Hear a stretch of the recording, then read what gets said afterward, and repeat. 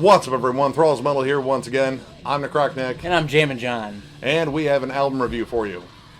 So we are going to review Defiled's new album, Infinite Regress. This comes out on the 24th of January, tomorrow for us. This comes out on Season of Mist Records. This is their 6th full length. They are a technical, brutal death metal band from Japan, from Tokyo actually. These guys formed in 1992, didn't release their first full length until 1999, and have been through a myriad of lineup changes. Only one original member, Yusuke Sumita, I believe that's how you pronounce his name. If not, I'm sorry. But these guys have always been fiercely unique in terms of their sound. Like, it is just them. Yeah, it is all over the map. Many styles incorporated here. It's rather insane. I've been listening to these guys for years, and they are just absolutely nuts. Now, this album opens up with an intro track, which I'm not going to bitch about too much because it's only 23 seconds long, and it's pretty much some guy talking about how much humanity sucks, and all I could do was agree with him. So we'll just move on. Divide and Conquer is the actual opening track, and right away, the first thing I got was Hate Eternal, except they're in a studio being attacked by hornets. Yeah, yeah. It's insane. Yep. Actually, I got a feel off of this song that I got off of most of the record, early Superjoint Ritual.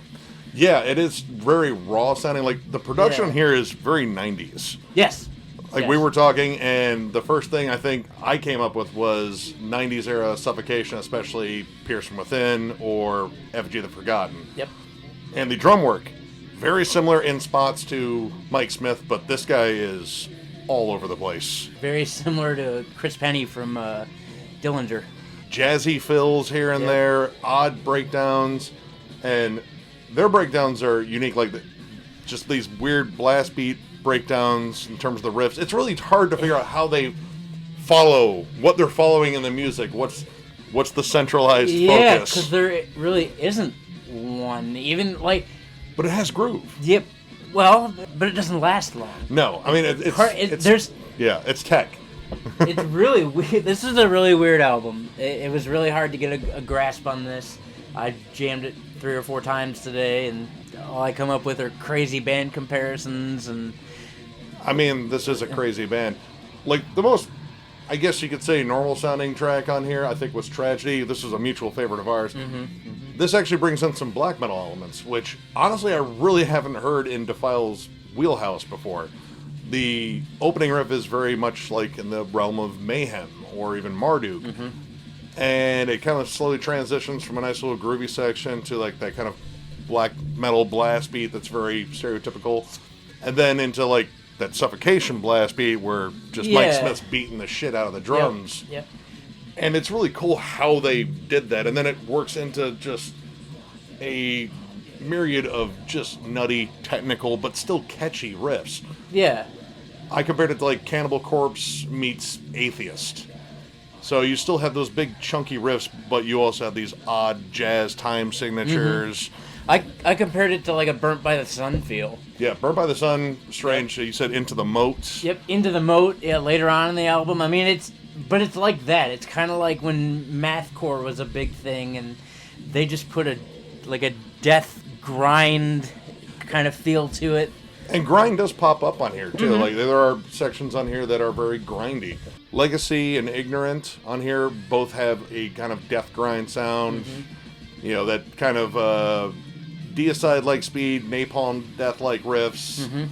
And you pretty much get Terrorizer out of that, too. Yep. It's just insane sounding. But there's also elements of, like, thrash metal, too. Namely, Systematic Decomposition has a section here that was almost spot on to the very fast thrashy section of Sepultura's Desperate Cry. Yep. As soon as I heard that riff, I was like, that's pretty fucking close, man. Yep. I also caught early Sepultura out of this album a couple times. And just unorthodox approach to songwriting is pretty much across the board.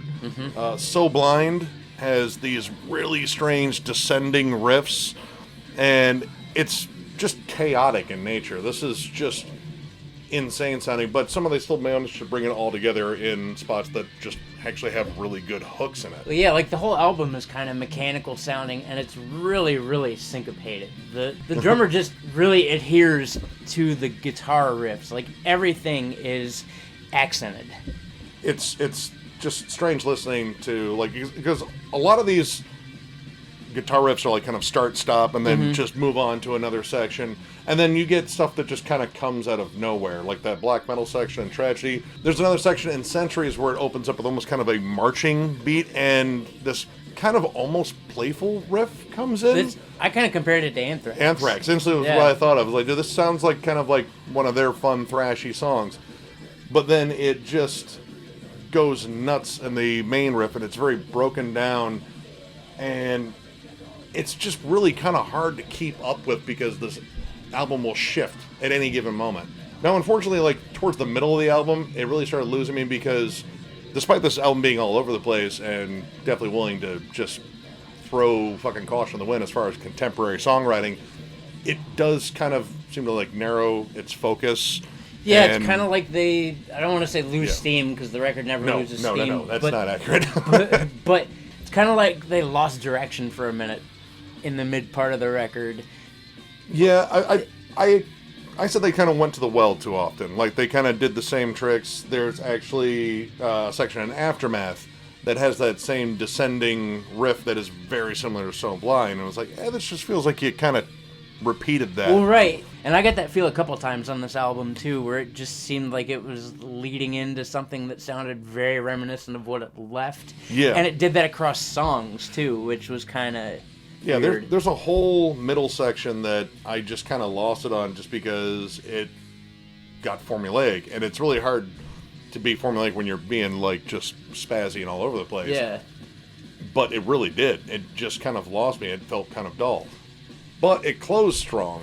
Slave Robot and the title track Infinite Regress, I think, showed off some dynamics that were just incredible and really didn't appear anyplace else on the album. Yeah. Slave Robot reminds me of Tumult style riffs. They had really like dissonant, kind of gritty, grudgy riffs. I love the opening riff to that song. It is solid. There's also some sci-fi like keys, or it could be guitar distortion. I think it's keys. Pretty sure it's keys. But the entire time I was listening, I was like, dude, where was this in the middle of the album when I was really losing interest? Like, you could have used a song like that to really just kind of rein them back in and just kind of break up those other shorter songs that are just mini spastic tantrums.